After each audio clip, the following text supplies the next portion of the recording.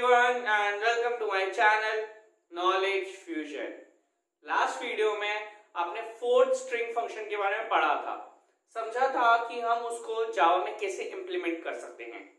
आज हम fifth string function के बारे में पढ़ने वाले हैं जिसका नाम है इक्वल्स फंक्शन। इस वीडियो में हम ये समझेंगे कि ये फंक्शन क्या करता है, इसकी वर्किंग क्या होगी और हम क्यों इसे जावा में यूज करते हैं। तो आइए इसे देखते हैं।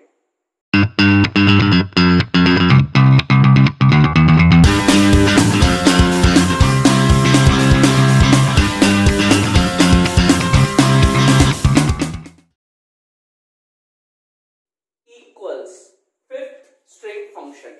सबसे पहले हम ये जान लेते हैं कि इक्वल्स का काम क्या होता है।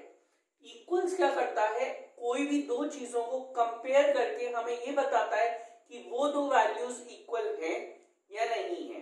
जैसे कि मैंने एक स्ट्रिंग इनपुट की नॉलेज और दूसरी स्ट्रिंग में इनपुट की नॉलेज, तो नॉलेज के इक्वल है, तो आपका जो आउटपुट आएगा वो ट्रू आएगा। ऐसा क्यों? जो इक्वल्स है वो रिटर्न टाइप में बूलियन वैल्यू देता है। बूलियन वैल्यू यानी ट्रू या फिर फॉल्स, इन दोनों में से कोई एक ही वैल्यू आउटपुट में देगा। तो अगर दोनों स्ट्रिंग्स इक्वल है तो आंसर ट्रू आएगा, और अगर दोनों स्ट्रिंग्स इक्वल नहीं है तो आपका आंसर फॉल्स आ जाएगा।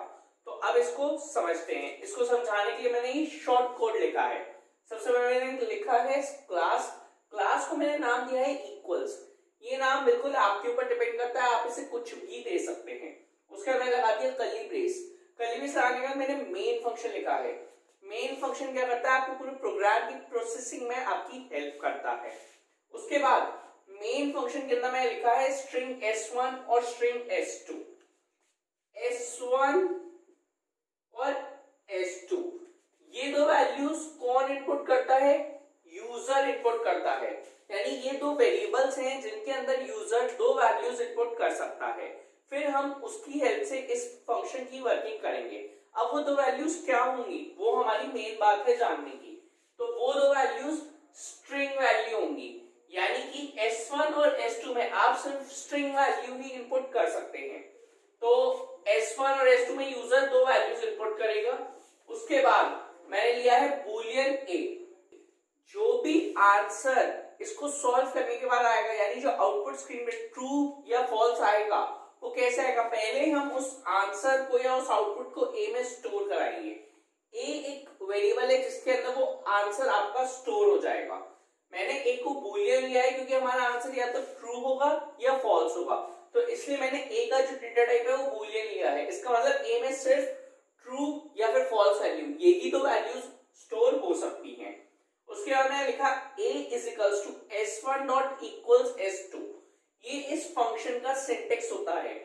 जो पहली स्ट्रिंग है आपने सबसे पहले उसे लिखा, उसके बाद मैंने लगाया डॉट, फिर मैंने अपना इक्वल्स फंक्शन लगाया, और फिर जिसे आपको उससे कंपेयर कराना है आपको दूसरी स्ट्रिंग इसके अंदर पैरेंथेसिस में लिखोगे, यानी ब्रैकेट्स में लिखोगे।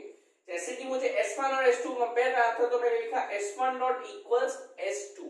तो अब S1 S2 से कंपेयर करेगा और जो भी आउटपुट होगा वो A के अंदर स्टोर हो जाएगा। तो लेट्स से यूजर ने S1 में इनपुट किया नॉलेज और S2 में भी इनपुट किया नॉलेज। अब S1 कंपेयर करेगा S2 से। क्या S1 और S2 दोनों इक्वल हैं? क्या दोनों में कोई फर्क है? नहीं, दोनों बिल्कुल सेम हैं। तो यानी आपका A में क्या आउटपुट आ जाएगा? A में आउटपुट आ जाएगा ट्रू। और SOPLN A, यानी SOPLN A का मतलब क्या है? SOPLN का क्या करता है, किसी भी चीज को प्रिंट कराता है। तो यानी A प्रिंट हो जाएगा, यानी आउटपुट स्क्रीन पे आपका ट्रू प्रिंट हो जाएगा। ये आपका आउटपुट आ जाएगा। यहाँ पे आप एक चीज नोट करिए, आप SOPLN यूज नहीं कर सकते, आपको फुल फॉर्म system.out.println यूज करना है। अब इक्वल्स का सिर्फ यही काम नहीं होता।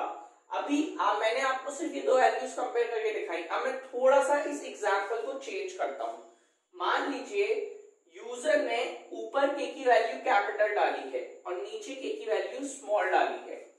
तो जब S1 कंपेयर करेगा S2 से तो क्या होगा, आपका जो आंसर है वो फॉल्स आ जाएगा। ऐसा क्यों? यहाँ पे A में फॉल्स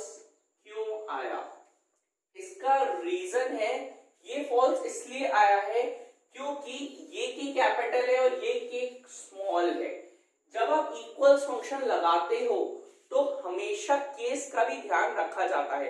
इक्वल्स फंक्शन जो आपने स्ट्रिंग इनपुट की है उसको तो चेक करता ही करता है, बाकी उसके बाद उसके केस को भी चेक करता है कि दोनों के केस सेम है क्या, कोई अपर केस में तो नहीं है या फिर कोई लोअर केस में तो नहीं है, तो दोनों के केस भी सेम होने चाहिए।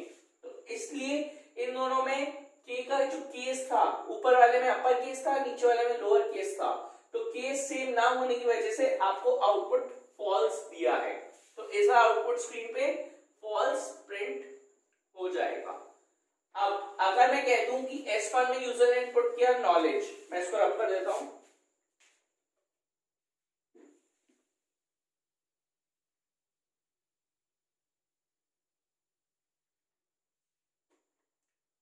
तो S1 में यूजर ने इनपुट किया नॉलेज और S2 में यूजर ने इनपुट किया फ्यूजन।